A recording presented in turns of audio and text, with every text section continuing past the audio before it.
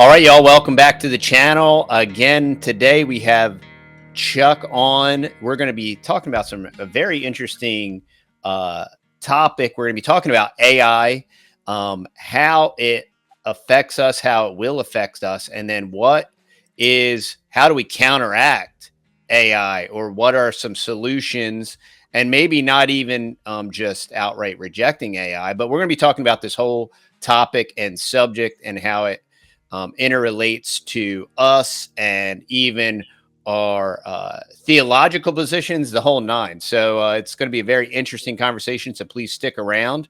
And absolutely.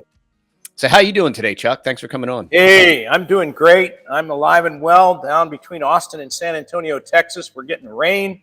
And last year we had a drought, so you got to welcome the rain, you know. That's right. Let it rain.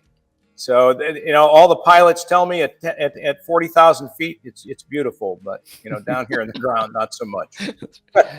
So, Chuck, yes, how sir. many, we're going to be talking about artificial intelligence. We're going to be talking about real life skills and helping your children develop those real life skills. What kind of background do you have as far as your family background and all those different things?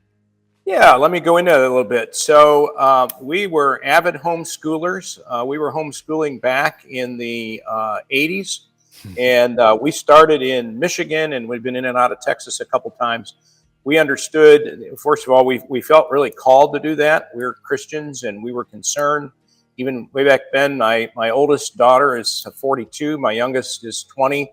We had 11 children. So we had a big mission in front of us. I have a great wife. We've been married going on 48 years in September, and it's been a journey. And we took hold of it. We used a Bible-based approach, if you will, as much as we could. But what we wanted to do is teach our children, number one, how to communicate. If you're not a good communicator, you know, everybody's in the sales game. I think you would agree with me. We're selling ideas. We're defending ideas. We're selling products. We're selling ourselves. So sales really gets a bad name, but if you're going to be effective in the culture, and that was one of our missions, was not only did we want kids that were bright, that went without saying, and some of them have more talents than others, and even if they're not, quote unquote, in the world standards bright, they need to be principled, and the principles we wanted to teach, of course, were biblical. And so we were worried about their souls primarily first. Of course, we can't determine that, God does, but we wanted to lead them to faith. But beyond that, how did we prepare them for life? So we had a lot of practical app. We were involved in little businesses over the years. We were very entrepreneurial. We had a farm way back when. We still have a farm. And we use that to teach life lessons. And, you know, there's a quick reference I might make, and I'll get back into my own testimony. But there's a guy out there just came out with an audio book, and I think you can find it on Amazon, called Blue Collar Cash, like blue collar. And, you know, he's not a Christian in particular, but his ideas are sound, sort of like the guy Mike Rowe and the Dirty Jobs. The question is, in this world of AI moving ahead, and I've been involved in banking, insurance, I'm a consultant, and I've been a consultant for various enterprises, manufacturing, healthcare, and banking and insurance. I currently do some insurance work as well on my own. But the bottom line is all of those involve transactional processes, but you can't automate everything, you know. So I think the fear factor everybody thinks is, oh, you know, it's sort of like some kind of sci-fi thing.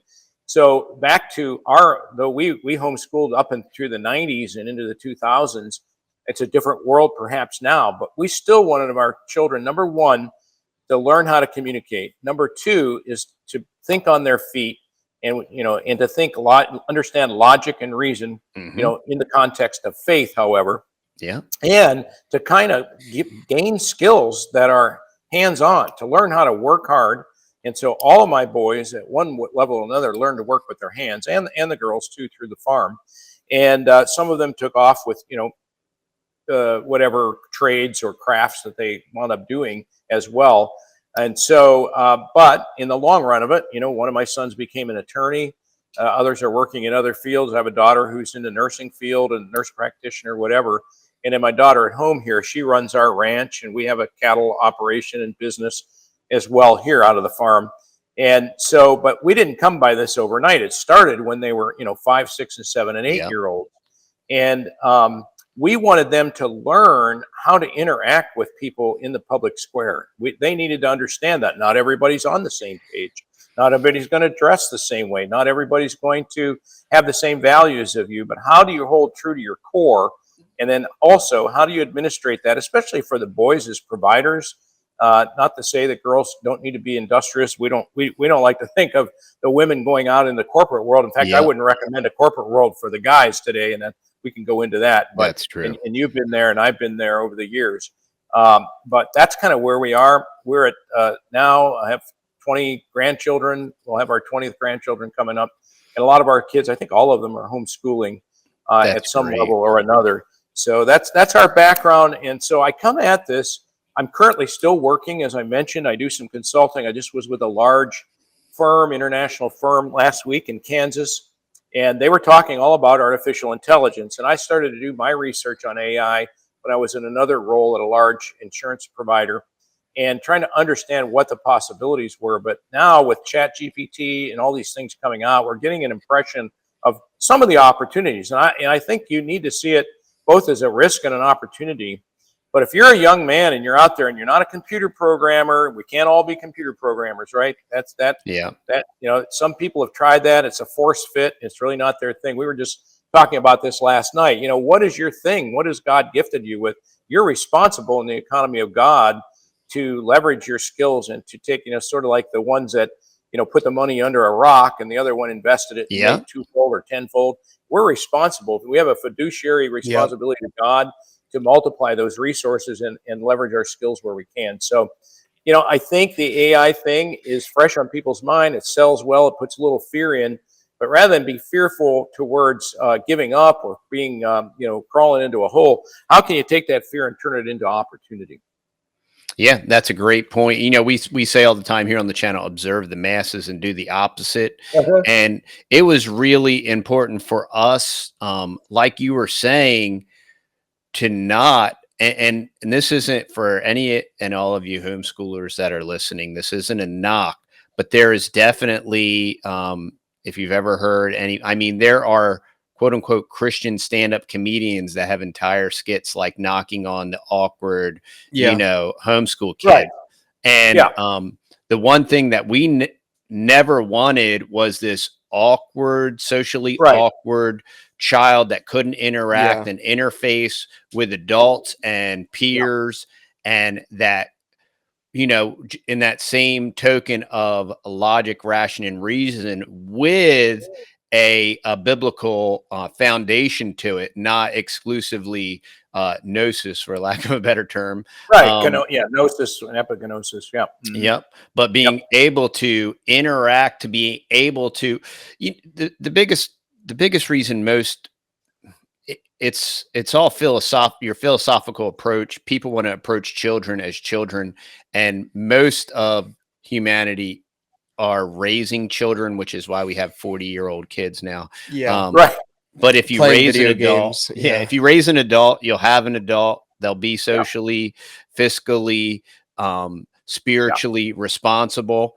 And, that was our goal. So we have a lot in common.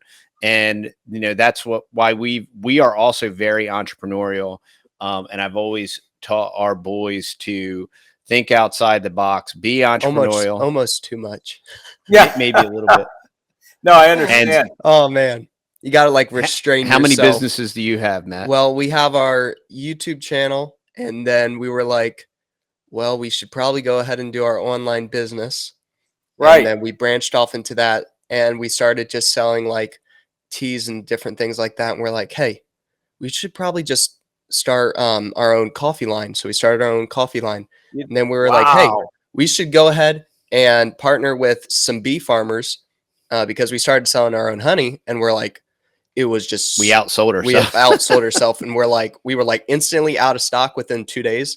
So we're like, let's go ahead and contact them. We literally bought 1 ton worth of honey from them. And we sold that within a month. Mm-hmm. And so we got our own honey. We got our own coffee line. We got our own tea line. And then we rolled out our own native mushroom brew because there was this thing called mud or whatever. And they wanted mud water. Mud And water. it's really good for you, but it was really, really expensive. So we're like, we're going to make something a little bit more affordable. Yeah. And, you know, it's kind of like the same thing, but we rebranded it and it's more affordable. So that's cool. And then also, That's awesome. I'm starting this up now, us boys, with our own cash money from the YouTube channel. We were able to go ahead and buy our own sawmill. And we bought that Oh, 2 years ago. And Yeah. right now I just went ahead and bought the trailer package for it. And we're Yep. going to be starting Mobile. up our own mobile sawmilling deal. Awesome. And I went ahead and built the website for it and the scheduling for that. And also, we have that business that's coming out. Also, the new one that we're coming out with now is going to be Brothers Construction and Reclamation also too.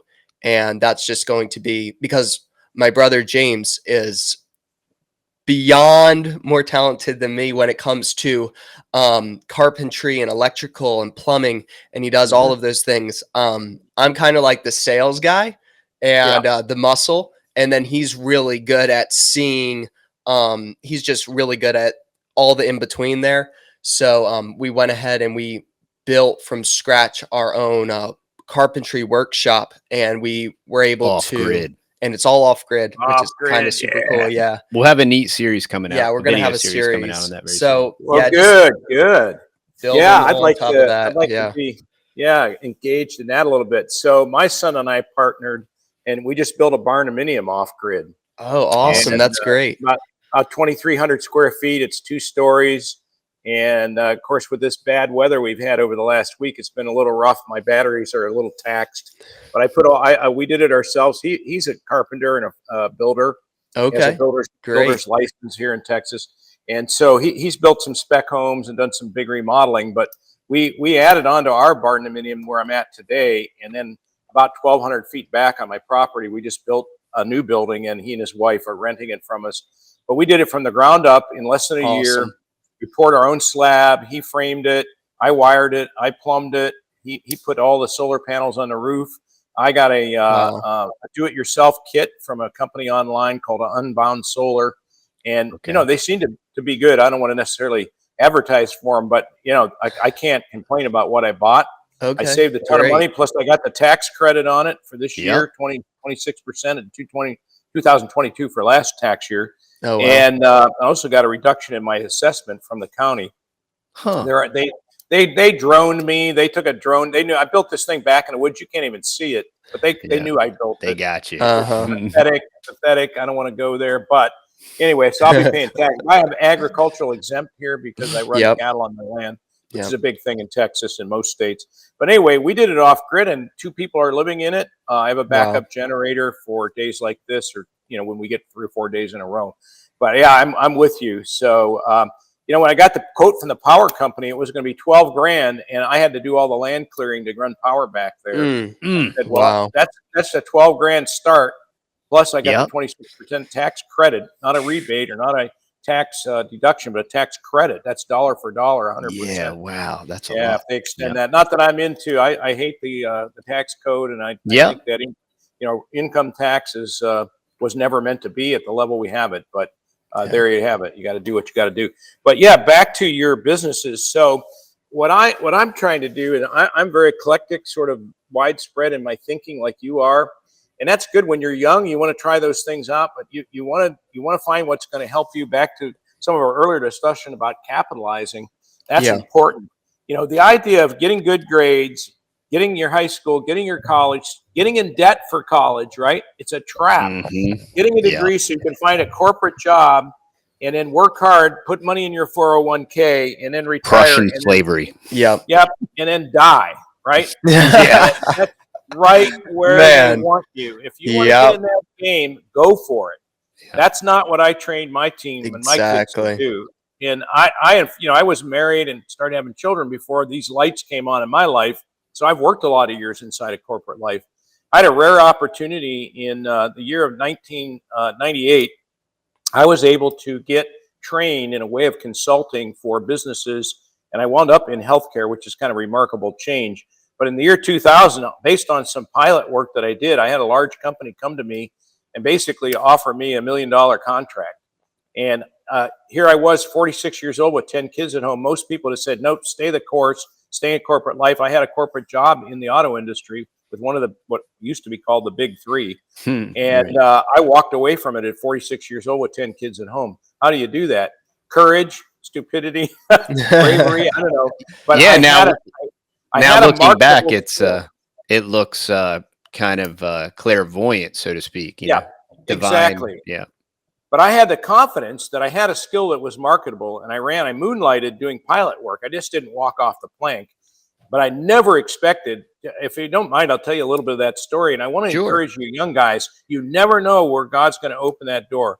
So I was doing Yep. this work for somebody else. I met a lady who was my project champion, if you will, at an institution. And we did the work, and she wanted this work to be successful because she was retiring, and she wanted a big star on her retirement, platform, if you will. Well, in that, she also wanted me to be successful. So she invested in me very unexpectedly. She called me up. We finished the project. We beat all of the corporate metrics. We hit the 95th percentile across the board, Wow. including customer satisfaction, which is a hard thing to do if you've ever studied customer survey and input. There's a lot of cloudiness in how they do surveys and how the data. Nonetheless, we came out of that thing, and she called me up. She said, hey, can you meet me in XYZ town on this day? We're going to present to the Corporate Quality Council. I said, sure, send me the slides. She said, I will. I looked at the slides. She said, meet me for dinner the night before. She had another person with her. We met up for dinner. We went over the slides. We marked them up. She changed them. As I was leaving the restaurant at the hotel to go back to my room, she said, hey, by the way, tomorrow you're going to get an offer you can't refuse. I said, what? She said, be prepared. Sure enough, I went to bed. That kind of rested on me kind of heavy. I went back to my room, got ready. We presented in the morning, and I walked out of the room. We had a standing ovation in front of like 250 people. Walked out of the room, and executive VP came up to me and literally said, here's what I want to do. I want to put you in business. I'm going to fund your startup, hire a secretary, buy you a car, whatever you need. I want this done across my company. Boom. And that's called preparation first, opportunity second. Yeah. And so I went home that weekend. And of course, I had this entrepreneurial vision in my life as well. My wife, as wives are apt to do, they're going to be a little more risk adverse. And, that's okay. It's a good balance. That's not a bad thing. She said, you write it up and let me look at it. We looked at it together. She took a red pen and she crossed through the price. And she said, she marked it up 40%. She said, if this guy will buy this, we're in. I faxed it to his house Sunday night. I had a contract Monday morning. 2 weeks later, I walked from my corporate job. I had 20 years there. That's an awesome story. So, God works, and I attribute the Lord first, obviously, but the Lord isn't going to prepare you. Money's not going to fall, and opportunity's not going to fall out of the sky. So back to our question or conversation rather about AI. Sure, there's going to be lots of opportunities on AI. Is everybody going to do the same thing? Can you leverage AI? I mean, I'm working on a book right now using AI, and I've got a guy through my church that's into it. I know an AI programmer. We're having him out for dinner in a couple of weeks. Who knows where this might go? But in the meantime, I believe at the curb are left skills in plumbing, skills in carpentry, the sawmill. Great idea. Great use of capital. You're not going to AI away trades. Welders. I mean, if you can become a welder. So this guy, blue collar cash guy, he wrote this book, and I've got it on Audible. I haven't listened to all of it. Some of his doctrine, theology, if you is a little off. I don't think he's a believer, but even that. But he's big about, okay, what's your vision? First of all, where are you going? Where do you want to go? And I don't think that we dream our way into that. The same thing, it's not a name it and claim it. We can't know the future. But if without a plan, any road will take you there. Alice in Wonderland, she meets the Cheshire Cat, and he said, well, where do you want to go? And she said, well, I guess if you don't know, any road will take you there. So, it's good, though, to experiment and to think about these things. But I think there's a lot of opportunity in the trades. I think you need to be aware of IA, not AI, rather, not fearful.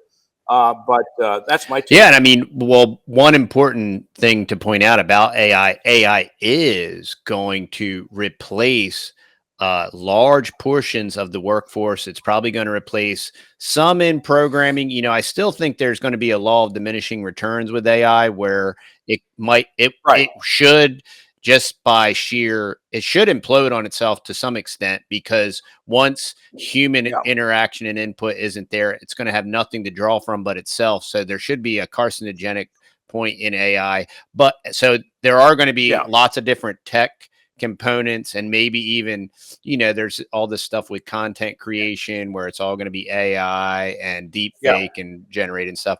But what is really going to be completely unaffected are the trades, are real skills: electrical, plumbing, welding, carpentry. The real and what we've always taught about real life skills is you can develop these real life skills, and let's say you end up enjoying something and being, you know, whatever it is, but those real skills that you have, maybe you're not a professional full-time plumber, but you know what you can do? You can plumb your own house.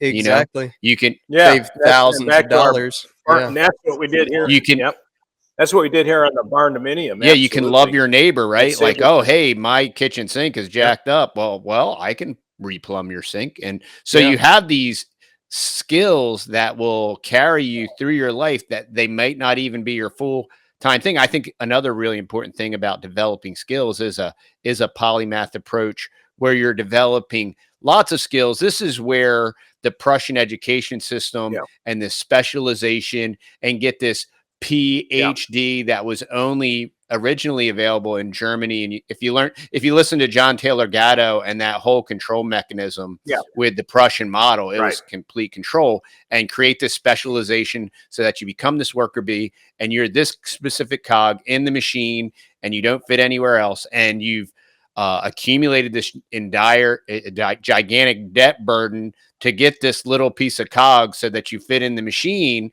and you've set yourself back 4 to 6 to 8 years.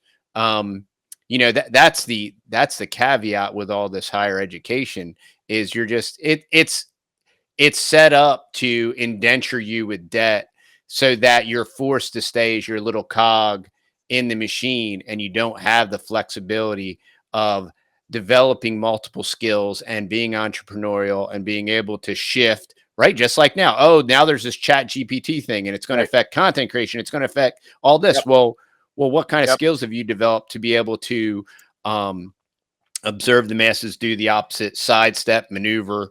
And this comes with social things. This comes with financial, all these different aspects to life, where you have to be flexible and be willing to change, and to not, it's always like, oh, doom and gloom, and the sky is falling, and this is the end, and the chat GPT, one night we're all going to go to bed, and we're going to wake up, and it's going to slaughter us all with lasers or whatever. It's just like, it's so obscene and absurd.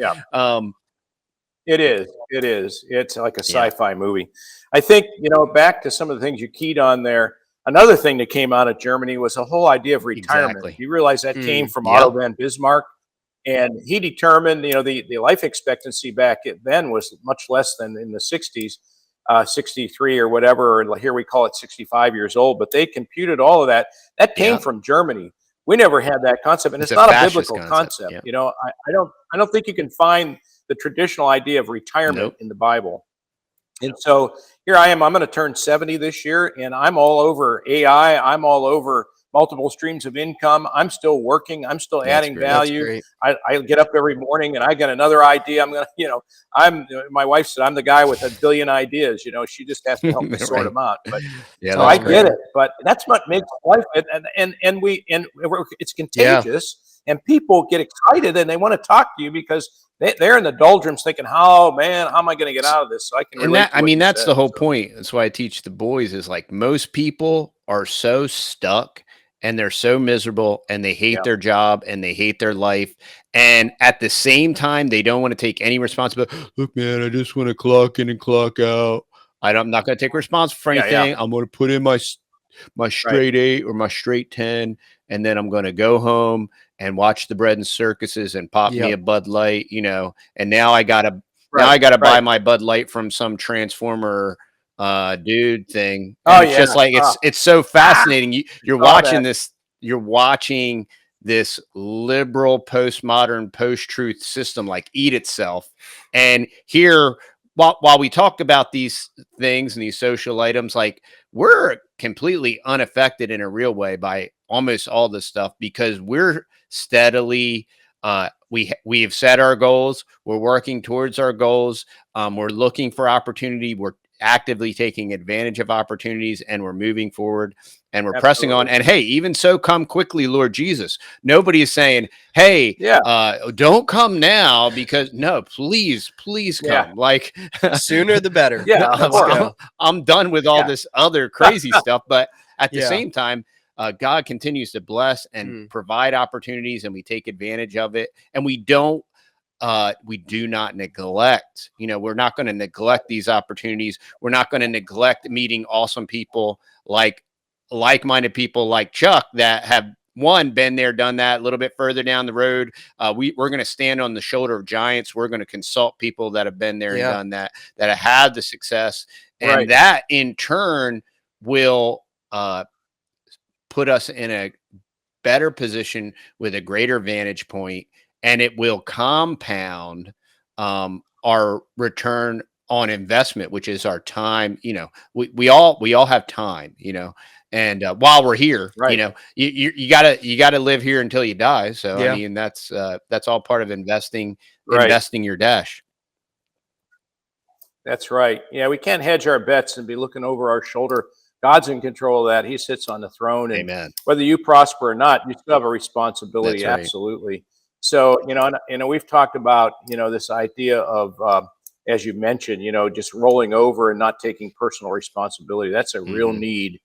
And we really need to invest that in our family and raise our kids to own their life and to own their faith and to own what they do with their hands and their minds, what they expose themselves to, and serving others.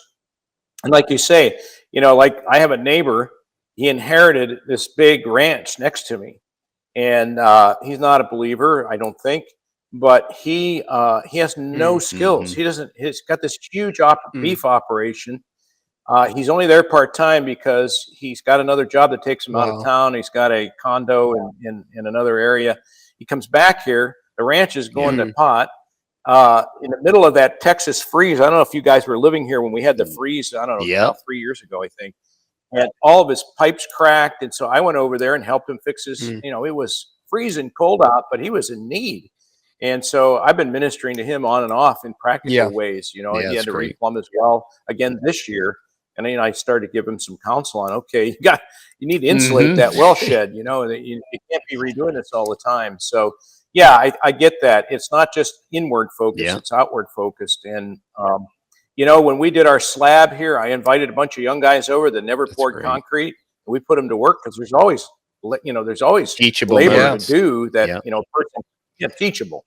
And, another thing, we need to look at the frontier of what's winnable. Don't pick some idealistic, I'm going to conquer, whatever, all the business in Austin, Texas, or wherever you might be. You have to say, okay, what's local? What's my outreach? What's my network? Just like you guys are building an audience and, this whole, who thought I would be making podcasts and videos? And my daughter and I, in fact, we're going to make more videos today for our beef business. We're marketing freezer beef online. We've got, traction. We've got a website. Chuck, a whole system here. No, you don't. I mean, there's not enough beef to feed everybody, and nobody has meat. So I just didn't know if you knew that or not. But I just destroyed your business model. I'm so sorry. No, I got it. But that's what people think. But a comment today. You realize that.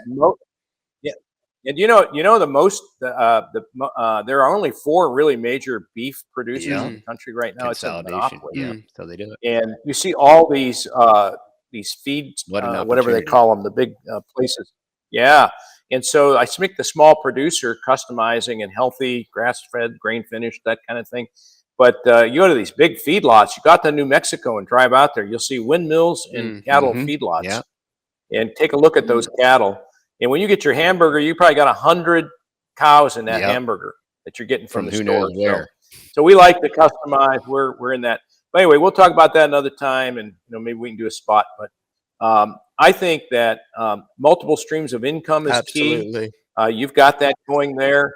I do think in each line of business, though, you really need to get a picture for where you're going and what's going to take. And then, there's a guy, what is his name? Thompson. Anyway, he's a big consulting guy.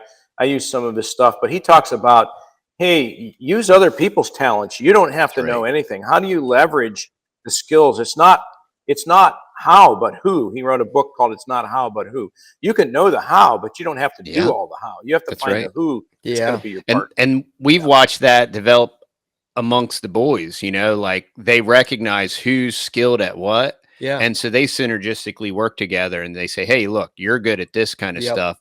And, Buddy has an enormous amount of skills with leather and trapping and critters. So this one of their new, that we're kind of doing like a homestead rescue kind of consulting thing. We're going to be meeting a cool family tomorrow. So that's going to be another business venture that just adds to the quiver. It's synergistic. It's what we have been doing, and we've been feeling this out for the past 8 years or so, developing our own homestead and finding out what works here in our zone with our critters. And now we're going to be able to take that knowledge that's already feeding and benefiting us. We're going to be able to share it with others and potentially monetize it for just multiple streams of income. Yeah, and this is not to give a plug to anyone business, but I know some young men that now have families, and I know their dad, and they're in Middle Tennessee, and they started out by customizing gun holsters, and it's grown into this fabulous business called T-Rex. Look them up. I think I'm very familiar with T-Rex. Okay, I know those guys. We've known them for years. Oh, they're big time now to the States. Yeah, and he hired a friend of mine as his administrator. I mean, this guy, he can't be, I don't know, 30 something. But the guy, the originator of that, one of those young men, the brothers, he's actually an expert training the military right now, I understand, in some of these techniques. So they have product and they have training as well. But that's a homeschool family. Yeah, that's awesome. That's a young man that had an idea and he was turned loose to develop it. That and is now great. They're very skilled. That is awesome. I mean, that's what. And guess what? I don't think any of them went to college. Oh boy, did they miss out! They missed out on the sororities and the beer drinking and the STDs and all that stuff. Yeah, wasting time. And then borrowing money to pay for it. Yeah. Well, Chuck, man, this has been great. I just thought this was a great video. Looking forward to maybe we'll come up with some more topical discussions, and we can kind of just put out some great information to encourage people. We want to encourage people. Absolutely. We want to provide solutions. We want to, as a matter of fact, we're rolling out. It is complete. We have two video series that we're packaging, and we're going to be selling for homeschooling families and those that desire to train up their children in the way that they should go. We have a parenting course that's coming out and a young man's course that is finished, done, packaged. It's all ready, and it'll be rolling out whenever they push the go button. Yeah. So, and it pretty much covers all this too. With growing businesses and being entrepreneurial and everything. Yeah, so it's really cool. But we appreciate your time. Thanks for coming on, and I'm sure you'll be back on again soon. Yeah, if I can just. Do you want me to give an email? Go ahead.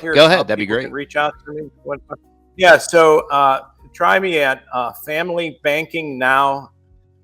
At gmail.com. If you want to talk more about this. This AI thing is a developing thing for me. I'm working with a guy from my church who's into it big and does it for a living, and I'll let you know how the book turns out. But if you want to talk about any of this and want to talk about family business as well, I'm available at familybankingnow@gmail.com. All right, y'all. Well, thanks for watching. And like always, this is a value for value proposition. So if you enjoy and appreciate the information we're putting out, the people we're finding, tracking down, and interviewing, please go to TheTexasBoys.com. Check out all our awesome products, unvaccinated organic honey, and all of our different one of the really two hot products that are locally sourced and grown is, the tea is the coffee is direct trade, but the CBD and the lion's mane is grown locally, is our CBD and lion's mane coffee, and it's roasted fresh. So understand, when you order that, we do not stock it. When you order it, we order it. It's freshly roasted and infused, and then we ship it to your door.